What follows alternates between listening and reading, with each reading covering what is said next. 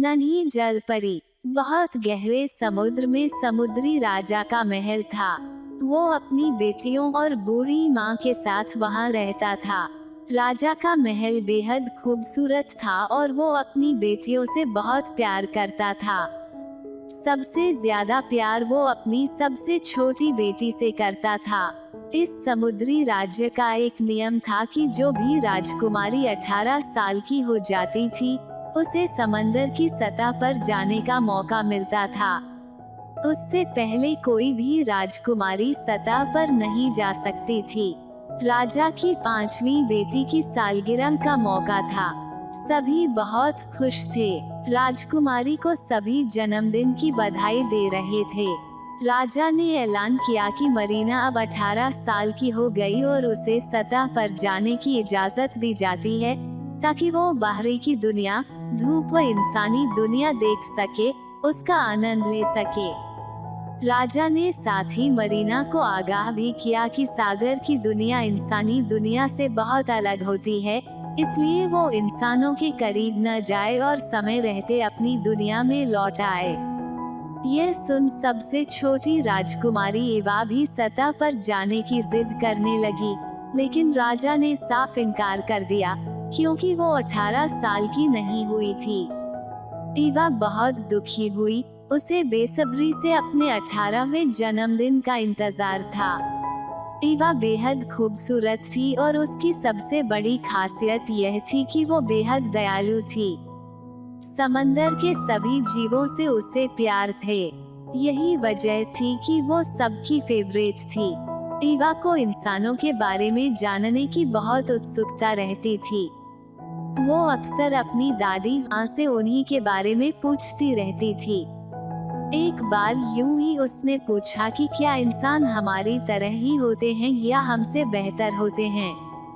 दादी ने बताया कि उनके पैर होते हैं, जबकि हमारे पैर नहीं होते। मछलियों की तरह हमारे शरीर की बनावट होती है।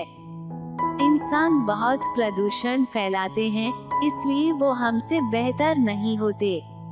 एवा ने जानना चाहा कि क्या इंसान हमसे ज्यादा जीते हैं, तो दादी माँ ने समझाया कि वो 100 साल से ज्यादा नहीं जीते, जबकि मरमैड्स 300 साल तक जी सकती हैं और मरने के बाद वो समुद्री झाग बन जाती हैं। लेकिन यदि हम जीवन भर भले काम करें, तो हम अमर हो सकते हैं और हवा की परियां हमें स्वर्ग ले जाती हैं उनके साथ रहने के लिए। इसी तरह समय बीतता गया और एवा का 18वां जन्मदिन आ गया। उसे सबने बधाई दी। वो खुद बेहद उत्साहित थी। आखिर जिस पल का उसे इंतजार था, वो आ गया था। राजा ने कहा कि मैं तुम्हें बाहरी दुनिया दिखा लाता हूँ, पर एवा ने कहा कि बाकी सब अकेले गए, तो वो भी अकेले ही जाना चाहती है। इतने में उसके दोस्त श्रिम्प ने राजा से कहा कि वो उसका ख्याल रखेगा। राजा ने कहा कि सूर्यास्त से पहले लौट आना। एवा तेजी से सतह की ओर चल पड़ी। बाहर आते ही वो मंत्रमुग्ध हो गई। इस नई अनजान दुनिया ने उसे मोहित कर लिया। इतने में ही उसे एक जहाज नजर आया, जिसमें एक युवक था। उसने श्रिम्प से पूछा कि ये क्या चीज है। फिर उसने देखा कि वो युवक तो बिल्कुल उसके गुड्डे जैसा ही है। श्रिम्प ने बताया कि वो राजकुमार है और शायद अपना जन्मदिन मनाने आया है। एवा राजकुमार की खूबसूरती से मोहित हो गई थी और वो गाना गाने लगी। इतने में ही तूफान आ गया। आसमान में काले बादल छा गए और तेज लहरों के बीच राजकुमार का जहाज फंस गया। इस तूफान में जहाज डूब गया। एवा ने देखा तो वो राजकुमार को बचाने चल पड़ी और वो कामयाब भी रही। राजकुमार को वो किनार पर लाए। इतने में ही किसी के आने की आहट सुनकर वो छिप गई। कुछ लड़कियां वहां से गुजर रही थीं और उन्होंने देखा कि राजकुमार वहां बेहोश था। इतने में राजकुमार को भी होश आ गया और उसने देखा कि एक खूबसूरत लड़की वहां खड़ी है। राजकुमार ने उसे अपनी जान बचाने के लिए धन्यवाद कहा। राजकुमार उसे अपना दिल दे बैठा। उस लड़की ने भी सच नहीं कहा।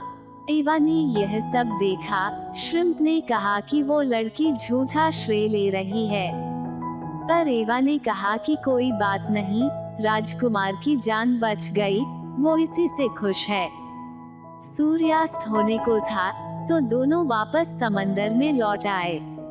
नन्ही जलपरी का मन उदास था क्योंकि वो राजकुमार को पहली नजर में ही दिल दे बैठी थी, पर वो जानती थी कि उसे पाना नामुमकिन है। सागर के नियम ऐसे ही थे कि वो इंसानों से नहीं मिल सकती थी। श्रिम्प ने नन्ही राजकुमारी की हालत देख उसे एक उपाय सुझाया। वो उसे समुद्री डायन के बारे में बताने लगा, लेकिन उसने आगाह भी किया कि इसमें बहुत खतरा भी हो सकता है।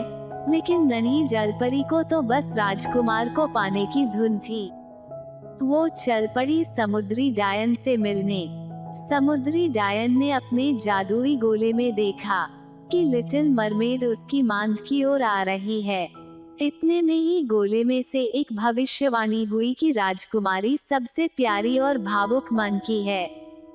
वो अपने अच्छे कामों की वजह से एक पवन परी बन जाएगी और उसी वक्त तुम्हारे पाप खत्म हो जाएंगे और तुम्हारी मृत्यु हो जाएगी। डायन ने कहा कि ऐसा कभी नहीं होगा। इतने में ही राजकुमारी डायन तक पहुंच गई और उसने गुजारिश की कि वो इंसान बनना चाहती है। डायन ने कहा कि उस राजकुमार के लिए ऐसा करना सही नहीं, क्योंकि ये तुम्हारे दुखों का कारण भी बन सकता है। एवा ने कहा वो हर कीमत के लिए तैयार है। डायन ने कहा कि मैं तुम्हें इंसान तो मैं बना दूंगी, लेकिन तुम्हारी आवाज छीन लूंगी।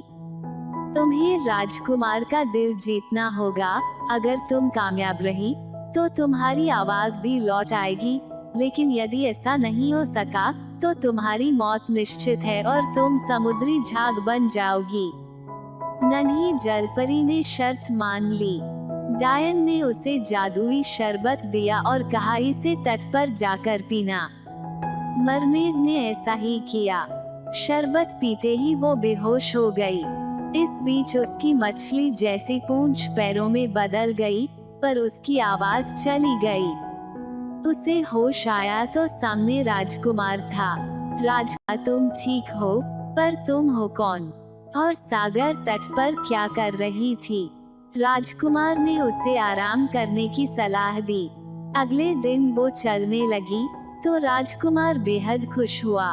उसने उसके साथ डांस किया और उसकी नृत्य कला से काफी प्रभावित हुआ। राजकुमार ने कहा कि आज का दिन बहुत अच्छा है, मुझे मेरे जीवन का प्यार भी मिल गया। नन्ही परी को लगा कि वो उसकी बात कर रहा है। इतने में ही राजा का आगमन हुआ और राजकुमार ने राजा से उस लड़की का परिचय करवाया जो उसे तूफान वाले दिन मिली थी। राजकुमार ने कहा कि इसी ने मेरी जान बचाई थी, मैं इससे शादी करना चाहता हूँ। राजा भी मान गए। लिटिल मरमेड का दिल टूट चुका था। यह सब देख श्रिम्प ने सागर में जाकर राजा को सब कुछ बताया। राजा ने सागर की देवी से प्रार्थना की और सतह पर चला गया। एवा की बहनें डायन के पास गई ताकि वो अपना श्राप वापस ले। डायन खुश थी कि राजा की बेटियां उसके सामने गिड़गिड़ा रही हैं। फिर डायन ने कहा कि उसके पास एक उपाय है, लेकिन उसके लिए एवा को राजकुमार की हत्या करनी होगी। यदि लिटिल मरमेड इस जादुई खंजर से राजकुमार को मार देगी तो उसे अपनी जलपरी वाली जिंदगी वापस मिल जाएगी। उसकी बहनें वो खंजर लेकर सतह पर गई। सबने देखा एवा अपने गुड्डे के साथ सागर तट पर एक पेड़ के नीचे उदास बैठी है। राजा ने उसे आवाज लगाई। एवा बेहद भावुक हो उठी। राजा ने एवा को वो खंजर दिया, पर एवा ने कहा कि वो राजकुमार को नहीं मार सकती। पर अपने भावुक पिता और बहनों को देख वो खंजर ले लेती है। वो राजकुमार के महल तक गई, पर वो राजकुमार को मार नहीं पाई क्योंकि वो उसका प्यार था। वो लौट आई, अपने पिता और बहनों से माफी मांगी। ईवा ने कहा कि अब मेरी मौत निश्चित है। आप सब मुझे माफ कर देना। मैं अब झाग में बदलना चाहती हूँ। इस दुनिया से जाना चाहती हूँ। इतना कहकर वो समंदर में कूद गई। इतने में ही एक चमत्कारी शक्ति ने उसे खींच लिया और उसने देखा कि सामने पवन परी है। राजा बेहद खुश था कि उसकी सबसे प्यारी बेटी की जान बच गई। राजा ने परी को धन्यवाद कहा। ईवा समझ नहीं पा रही थी। परी ने बताया कि हम आकाश की परियां हैं और तुम अब हमारे साथ परी बनकर रहोगी। तुम्हारे उदार मन और सागर व इंसानों के प्रति प्यार को देखते हुए ये तुम्हारा इनाम है। तुम भविष्य में इंसानी रूप में भी जन्म ले सकती हो। लिटिल मरमेड ने सबको अलविदा कहा और अपने राजकुमार से भी कहा कि अगले जन्म में तुम ही मेरा प्यार बनोगे। मैं हमेशा तुमसे प्यार करूंगी। उसने परी माँ को धन्यवाद कहा और उनके साथ स्वर्ग में चली गई। ऐसा होते ही उस डायन और उसके पापों का भी अंत हो गया। सभी लोग संतुष्ट थे।